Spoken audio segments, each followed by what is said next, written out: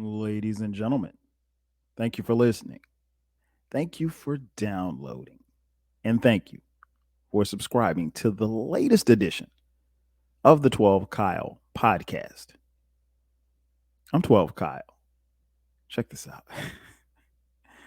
On this podcast, what I want to do is I want to take it back. At the time of this recording, it is what we call college season. And what I mean by that is um, if you're on social media, you'll see a lot of kids graduating from college. You'll see quite a few kids making their announcements about where they're going off to college. And I saw a couple of posts and actually went to a college party, or at least an announcement party of a family friend whose daughter, one of my roommates from college, shout out to my boy Irv, his daughter is announcing where she's going to school. And he got me to thinking about my college days, more specifically, like how I got to college, because it really was a unlikely story. Um, and so that's what I'm going to talk about.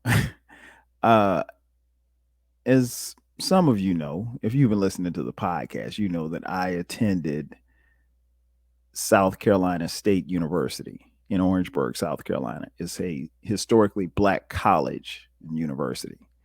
Um, and I attended there from 1991 to 1996. Um, but how I got there really was kind of unlikely. The reason being is that I'll let you guys in on a little secret. Prior to maybe my senior year in high school, I had no intentions of going there.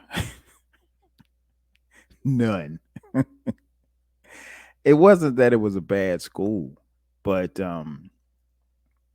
I wasn't going there. Like my eyes weren't set on that. And just to get kind of give you a background, like a lot of kids from where I'm from Florence, South Carolina. It's a small town in the state of South Carolina.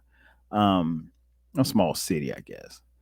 Uh, but like a lot of kids, particularly kids that I went to school with and kids that, went to other schools that I knew, like particularly a lot of black kids, like, they only had, I'm not going to say only, they had a couple of choices.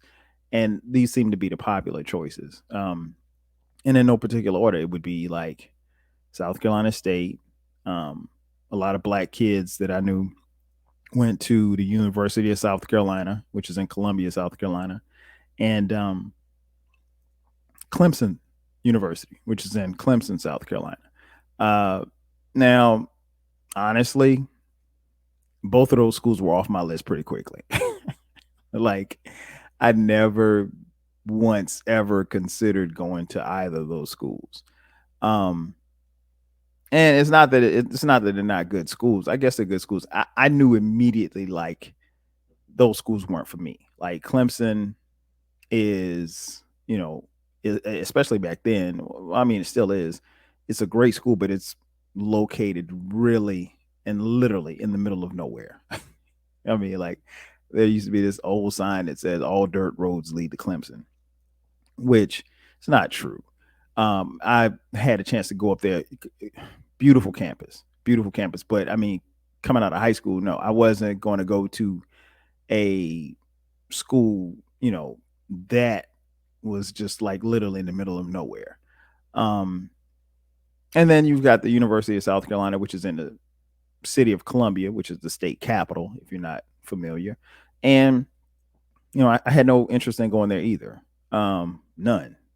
While Columbia is a great place. I love Columbia. Uh, South Carolina, no, no. And I honestly, growing up, I didn't understand the infatuation that both black and white people had with the University of South Carolina and Clemson. Again, no shade.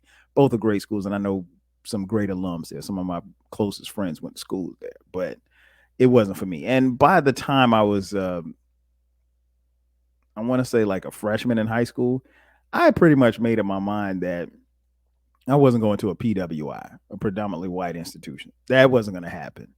Um, Nothing wrong with them, but it wasn't for me. Just like some people say, well, HBCUs aren't for them. Trust me, an HBCU was for me, but a PWI damn sure wasn't. And not, and with South Carolina and Clemson being the two biggest PWIs in the state of South Carolina, it wasn't going to happen. And I was totally cool with that. And anybody that knew me knew that, like, I had no interest, none, in going to either of those schools. Not even to play football, because as some of you know, or many of you know, I played football in high school, and I was I was pretty good. I played wide receiver, and I was one of the better wide receivers in the state my senior year in high school, statistically. That's not me talking. That's just the numbers speak for themselves. But very small. 5'6", 7", maybe on a good day 5'7". 100 was about 150 pounds at the time. Nah, man. Nah. Nobody was going to, at either of those schools, be like, yo, we got to have him on our team. And that was cool because, like, again, I had no desire to go there. But the thing was that the only, actually, let me go back. The only PWI that I actually considered, ironically, was Syracuse University. And the reason why I thought about Syracuse was because I wanted to be a journalism major, mass media, maybe television, and probably at that time, and probably still now, Syracuse has the best J school in the country. And so, I mean, you can look it up. I'm not I'm not exaggerating here, but so no, I had no, other than Syracuse, I had no serious thoughts of going to a PWI. And Syracuse, honestly, was, if I'm being realistic, it was too far away and too damn cold for me to even be considering. But I think that kind of faded by the time I was a sophomore. But that was really the only PWI that I'd considered. Now there are other HBCUs in the state of South Carolina, but South Carolina State wasn't. Again, it really wasn't on my radar. And then let me tell you why. It always had the reputation of a quote unquote party school, which, looking back on it now, really is pretty dumb because, duh, is college. Every school is a party school. Every school parties, everybody knows how to get down, and every school has a way that they get down. So, looking back on it realistically, calling South Carolina State a party school was probably pretty dumb. What else? I knew a lot of people there. I knew that there would be quite a few people. There were already quite a few people from my high school, Wilson High School, that was already there. I had an older cousin, my cousin Mike. He was there, and Mike's like a big brother. He's technically my cousin, but he's like my big brother. But he was there. I was pretty sure that my cousin Eric, who's Mike's younger brother, I was pretty sure that Eric was going to be there, was going to go there, and Eric and I were in the same grade. So, I pretty much thought that that's what it was going to be. So I was like, I don't know. And then to top that off, my uncle went to school there, and he played football there, and he went on to play in the NFL. His name is Harry Carson. Played with the New York Giants for 13 years, and he was a dominant All-American at South Carolina State. He played in the 70s. And so, there's a level of familiarity at South Carolina State as far as my family was concerned. And to be honest, the biggest thing was the expectation. There was an expectation, given the fact that Mike was already there. There was an expectation from our family and friends that Eric and I would go to South Carolina State. And if you know anything about me, like, that if people expect me to do one thing, I'm probably going to do something different. if you expect me to go left, I'm probably going to go right. And sometimes I'm going to go right just because, not to be an asshole, but it's just like I'm my own person and I make my own decisions. But I just remember some of the, family conversations like, oh, yeah, they're going to state. That's what we call it. And so they're going to state. Kyle's going to state. He'll be in Orangeburg. And I'm like, no, I won't. And I think this happens to a lot of kids where, you know, their parents or their family influences them to go to school, and not only go to school, but they influence them to go to the school. It may or may not be the school that they wanted to attend. Um, but especially if your parents or you have other family members or loved ones that have attended that school. So case in point, if your mom and dad went to Clemson, you know, there's going to be a level of expectation that you're going to Clemson. So, and that goes for most schools. Uh, but I didn't want that pressure or that expectation on me. So I was like, well, we'll see. And I just kept saying that we'll see. And then I remember one time we had a family discussion and everybody was just adamant. And I was like, I'm not going there.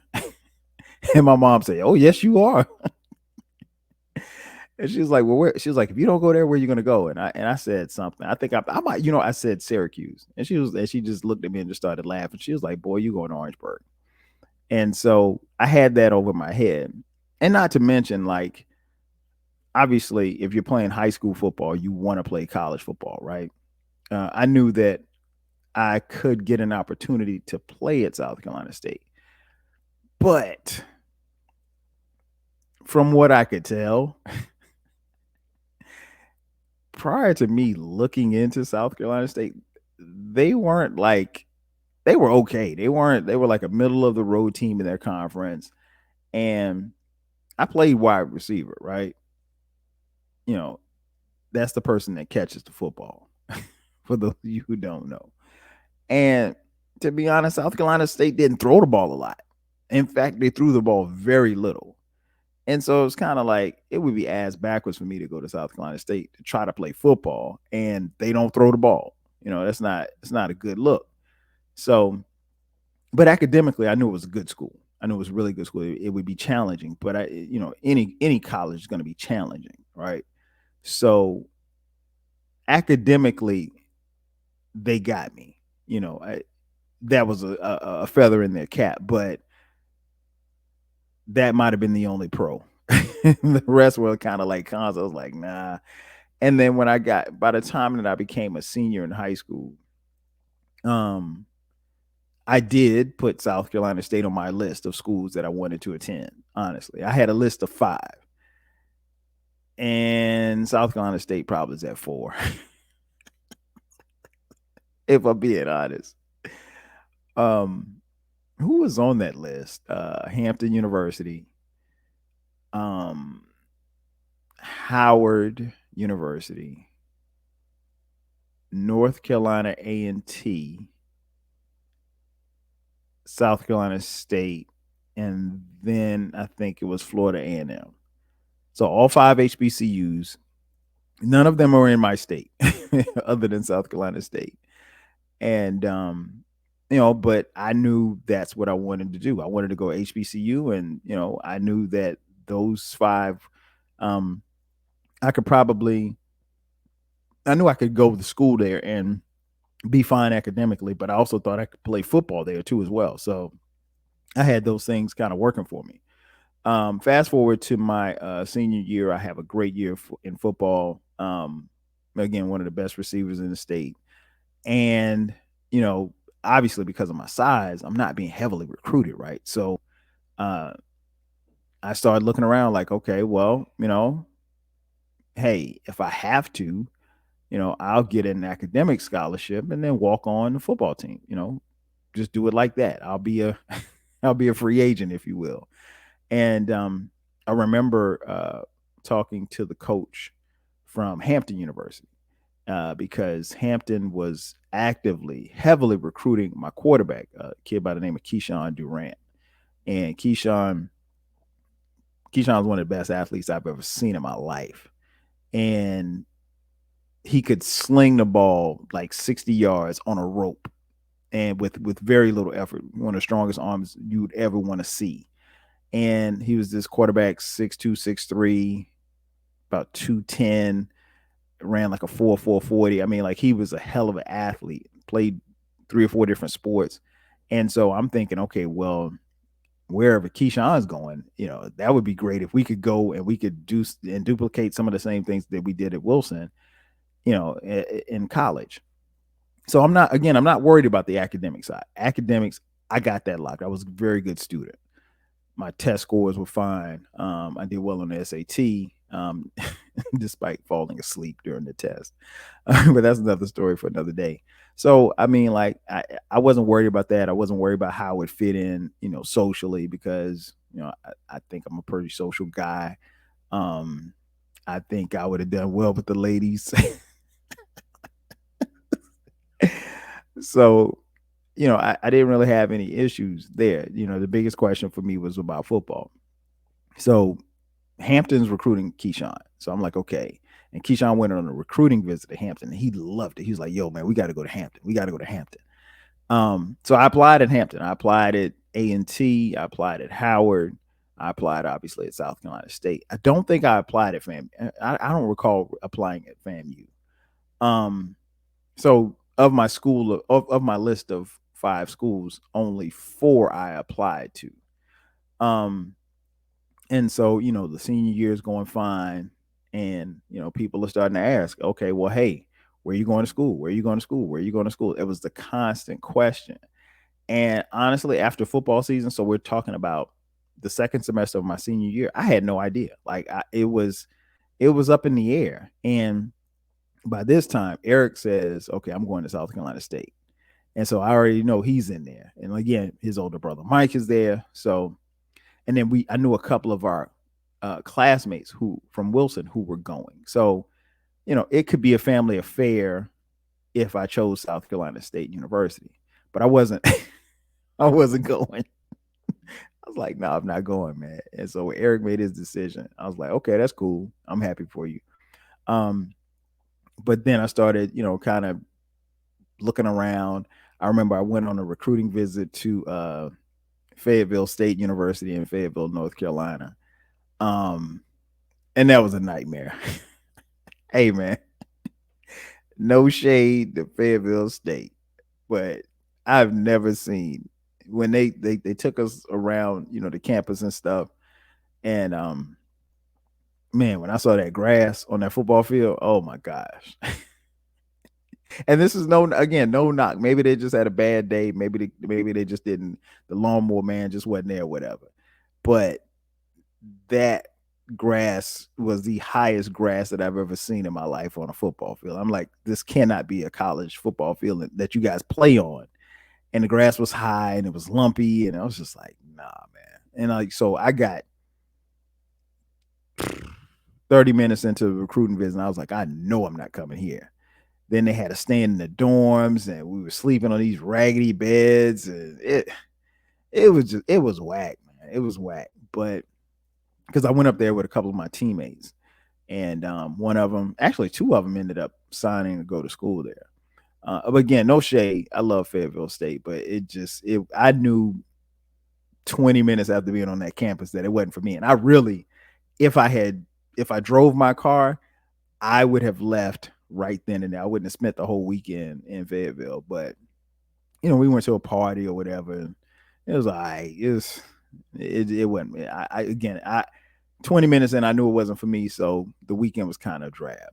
But still got other schools. I still have applications out there. So I applied, and again, I don't know what happened. I mean, we're talking about paper applications here. We're not talking about going online, because again, this is 1991, right? So I applied, not hearing anything back or whatever, and I'm like, okay, I don't know what happened to my application at North Carolina A&T, and I don't know what happened to my application at Howard University. Neither of them accepted me. To be honest, I don't even know if they got my stuff, or maybe it's just it could very well still be sitting on someone's desk. And folks, I know you've heard me talk about Howard and A&T and my disdain for A&T. It has nothing to do with that. It's all football. But it is a great school. It is both are great schools. And I love some of their alums. So it's all love. But it came down to South Carolina State and Hampton. And ironically, I remember sometime during my senior year, Keyshawn was also being recruited by South Carolina State. So was our tight end, Ronald Barr. And the then offensive coordinator at South Carolina State, he had a meeting. He was talking to both me, Keyshawn, and Ronald Barr. And now keep in mind that at the time, this offensive coordinator, he's there, but he doesn't know who my uncle is. And in a weird twist of fate, my uncle played under the legendary head coach, Willie Jeffries, college football legend. Look him up. We call him Coach J. So Coach J and my uncle are like, Coach J is like my uncle's dad, right? And my uncle played under him in the 70s and became an All-American, and they became best friends. And I remember when my uncle got married in 1988, Coach J was his best man. Like, this is guy, and they talk every other day and all this stuff like that. And I remember one time we had a cookout at our house, and Coach J came to the house, and he was there. He was talking. He was like, "Hey, Kyle, how you doing?" And I might have been in like the 10th grade. He's like, "So I'm going to see you in Orangeburg in a couple of years, right?" And I was like, "We'll see, Coach." And I was like, "I'm not about to lie to this man." But ironically, Coach J was still coaching at South Carolina State at the time that I'm being recruited. And so I don't know if the offensive coordinator who's talking to us at this time in this meeting, I don't know if he knows that, that there's a connection there between my uncle and me knowing Coach, because I've known Coach J literally all of my life, right? And he's been at family functions and hung out with us and stuff like that. So, I don't know that he knew that. But anyway, we're in this meeting and he's talking to us about South Carolina State. And I'm like, and he's like, yeah, he said, I could see where, Keyshawn, you could come here, and actually the three of you could come here and you guys could duplicate what you did at Wilson. And I was like, when he said that, I hadn't really thought about it. And I kind of looked at Keyshawn and we looked at Ronald Barr and we was just like, that would be interesting, because we had a high powered offense in high school, and the idea sounded intriguing. You got a school that is in Orangeburg, South Carolina, which is about an hour and a half from Florence. And, so you're not far from home. You're not too close, but you're not too far away where your parents can't get to you. And then you have familiar faces, and, the idea of playing with two of my teammates, definitely intrigued me. But it was still South Carolina State. And it was still fourth on my list. So I was like, okay. But that time came and went. Like, we had that meeting, and, I didn't talk to anybody from South Carolina State after that. And I guess maybe I didn't sound too interested or appear to be too interested, because, they left. They didn't get any information or anything like that. But I had already applied, and I did tell them that I had applied. And so fast forward to, the spring semester, it's getting closer to graduation, and I'm still up in the air, but I'm still carrying on my senior year. Like, like I know what I'm doing. And my parents were like, hey, well, what have you decided? And I'm like, I don't know yet. I'll figure it out. And one day I went to the mailbox, right? I go to the mailbox, get the mail, and there's a letter, actually 2 letters addressed to me.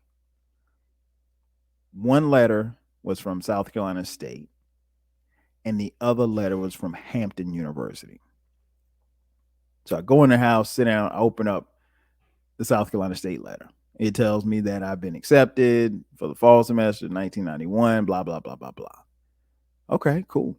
All right, so let me see what this letter from Hampton says. It says I've been accepted, blah, blah, blah, blah, blah, blah. And what made it even sweeter is that Hampton, one of my best friends, you guys have heard him on here, my boy Zell had already been accepted to Hampton. So I was like, damn, if I go to Hampton, I got one of my best friends going to Hampton. I was like, and I can go up there and play ball and this be dope. And, I'd heard so much about the school and everything. I'd never visited Hampton, right? And so I'm like, okay, Hampton was in the league because Hampton was number one on my list. And here it is. I get an acceptance letter from South Carolina State and Hampton on the same day. And so I'm amped up. I'm hyped up. I go to school the next day and I'm talking to some people and they, I'm telling them, I'm like, man, I'm leaning towards Hampton, right? Because I'm already in. I may have to walk on, but if I have to walk on a football team, that's fine. And then somebody told me something. I think it might have been one of my coaches. They said, well, Hampton is under investigation right now, and they're looking at being on probation. Meaning that something happened at Hampton, maybe some type of impropriety, and either the school or the NCAA was looking at putting them on some type of probation. And at that time, probation could be anything. It could be a reduction in scholarships. It could be, anything. It could be something where you're not appearing on TV, where you can't appear in a bowl game. It could be any number of things. So that was kind of hanging over Hampton's head. And I'm like, okay, do you really want to roll the dice going to Virginia to a school where nobody knows you other than your partner, but you're not known on this football team, you're not known in that state, and trying to get on to that team, so forth and so on. And you've got the possibility of being on probation over your head. And I couldn't roll the dice. So I was like, okay, South Carolina State it is. So I reached out to the people in the office and everything, and they said, well, hey, I had scholarships or whatever like that, but it was like, well, hey, you can come and try to walk on the football team. We can't guarantee you anything, but you'll have the opportunity. I was like, all right, that's all I need. Cool. Because by the time that I made my decision to go to South Carolina State, all the scholarships were gone. Like they had already accounted. If I had committed to South Carolina State when I spoke with the offensive coordinator, I would have gotten a scholarship, or at least an offer. But at that time it was way too late. I mean, like I'm talking, there's probably, by the time I decided, it was right before prom. So we're talking like late April, it's probably like late April. So I was like, all right, this is where I'm going. So I remember I told my mom and my aunts, I was like, hey, we need to meet tonight, as a family, because I have something important to tell everybody. So we walk in the room, and we're sitting in the living room, and I'm like, Eric's there, and I'm like, yeah. And so and my brother, and I'm like, all right, so what I wanted to tell you guys was, I made my decision. I'm going to South Carolina State. And they looked at me like, man, I thought you was gonna tell us something. They was like, my mom was like, that's what you called us in here for? She was like, boy, we knew you were going to South Carolina State. So yeah, so that's where I chose. And I will say this, that decision to attend South Carolina State University in 1991 was one of the best decisions that I've ever made in my entire life. Not only did it allow me to go someplace where, obviously I could play football. That wasn't the issue. But that's playing football that's another podcast. But what it did was it allowed me it was a place where I could grow, and a place that allowed me to discover me. It allowed me to discover my people. And that's not to say that it wouldn't have happened at Hampton or North Carolina A&T or Howard or FAMU for that matter, or any other HBCU. It definitely wouldn't have happened at University of South Carolina or Syracuse or Clemson or anywhere else, Alabama, wherever, right? But that decision definitely changed my life. It is, again, one of the most important decisions that I've ever made. I didn't know that at the time, but that's, why I chose South Carolina State University. And to be honest, if I had to do it all over again, I would have chosen South Carolina State University, period. Um, I don't think that I would have come in contact with the kind of people that I came in contact with, the friendships, the relationships, the uh the contacts, everything. I don't think I would have had those kind of relationships or established those kind of relationships had I gone to any other school. And that's not to say that there's not a Mo or a, Russell or Quevin or any of my boys from South Carolina State. It's not to say that those guys aren't on Hampton's campus or North Carolina A&T's campus. It's just different. As many of you know, I met my wife Sharice there. I can't tell you that there wasn't a Sharice at Howard. Had I gone to Howard, I'm pretty sure I would have met somebody that I could have, been cool with and gotten married to and had 4 kids with. Was it possible? Of course it was possible. But a lot of times, particularly when you're choosing a college, you have to go with what feels right for you and what fits for you and where do you fit? Because keep in mind, even though it's an HBCU, at the time that I went to South Carolina State, it's probably about 6,000 students on campus. So you go from, being at Wilson High School, which is obviously a high school, 1,500 kids to 6,000 kids on the campus. You have to figure out where you fit in. You're no longer a big fish in a little pond. And I mean, if I go into A&T is at, I don't know, at the time, probably about 13,000 kids. Maybe more, maybe less. I'm not sure. But, where do you fit? How do you fit? Do you feel like you belong there? And I mean, like, everything that I wasn't unsure of was reaffirmed by that decision. I definitely fit in. I definitely felt like I belonged. I definitely felt welcome and loved. When I stepped on that campus, there, unbeknownst to me, there was a team of people, professors, administrators, workers.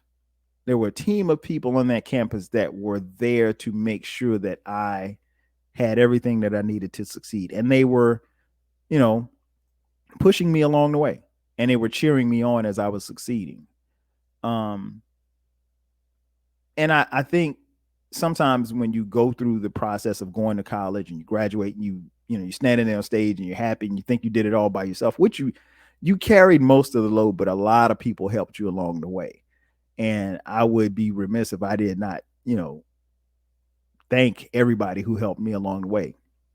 But I didn't know any of this when I chose South Carolina State University. It was just me at the time. It was just me just going to school. This is where I want to spend the next 4, actually in my case, 5.5 years in college. And it was a blessing. Again, it was just a fit for me. Like, I'll give you an example. Like, I never went on an official visit to South Carolina State. I went to homecoming my junior year in high school. And we went down, me and Eric went down, we hung out with Mike. And the love on that campus. I wish I could like take that and put it in a bottle and sell it. I mean, it'd be a bestseller. It's immeasurable. And I don't think that you can ever understate the power that the love that you get on an HBCU campus is. But my campus in particular, it was everything for me. And again, it was a team of people who supported me, who loved me, and pushed me along the way. Same for the football field and in the classroom. And all of that was a culmination of me graduating. But I chose South Carolina State University. And I think it's one of the best decisions that I've ever made. Trust me when I tell you, had I not chose South Carolina State, I would not be sitting here today. Not on this podcast, not living how I've lived these last some odd years. It wouldn't happen. I'm not telling you I'm not going to tell you I'd be a bum back in Florence, but there's no way. There's no way. Everything that I learned there in and out of the classroom gave me the tools to be where I am today. Everything. I didn't know it at the time. A lot of the times I questioned some of the things that I was learning and some of the things that I went through, but every experience prepared me for where I am today. And that's the thing about, my school is that, and I'm sure anybody that went to any college can say this, but I will say this because you're listening to me. But it definitely prepared me for life. And no, it wasn't a party school. I mean, we party, but we party just like anybody else. But the misconceptions about it was, I was way off base. South Carolina State was everything to me, and it still is. And that love that I felt back in the fall of 1991 when I stepped on that campus is the same love that I feel when I step on campus in 2022.